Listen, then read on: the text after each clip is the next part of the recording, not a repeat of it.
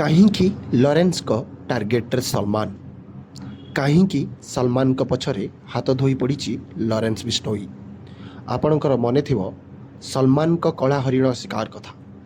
ଘଟଣା 1993 ମସିହାର ଯୋଧପୁରରେ ହମ୍ ସାଥ ସାଥ ହେ ସୁଟିଂ ବେଳେ ରାତିରେ 3ଟି କଳା ହରିଣ ଶିକାର କରିଥିଲେ ସଲମାନ।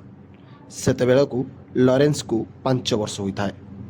ଲରେନ୍ସ ବିଷ୍ଣୋଇ ସମ୍ପ୍ରଦାୟରୁ ଆସନ୍ତି। ବିଷ୍ଣୋଇ ସମାଜ ଯିଏକି ଜଙ୍ଗଲ, ପରିବେଶ ଆଉ ହରିଣ ସୁରକ୍ଷା କରନ୍ତି। ବିଶେଷ କରି ହରିଣକୁ ନିଜ ଛୁଆ ବୋଲି ମାନିଥାନ୍ତି।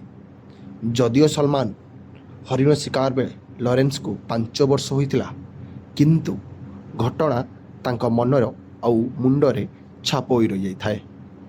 2018ରେ ସଲମାନଙ୍କୁ 5 ବର୍ଷ ଜେଲ୍ ଆଉ 10,000 ଜରିମାନା କରିଥିଲା କୋର୍ଟ।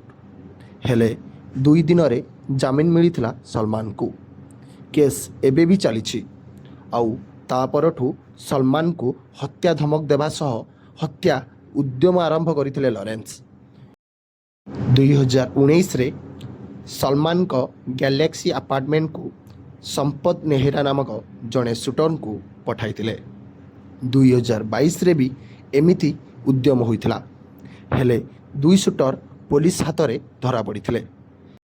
ସେବେଠୁ ବାରମ୍ବାର ହତ୍ୟା ଧମକ ଦେଇ ଆସୁଛି ଲରେନ୍ସ। ବାବା ସିଦ୍ଦିଙ୍କୁ ହତ୍ୟା ପରେ ବି ଧମକ ମିଳିଛି।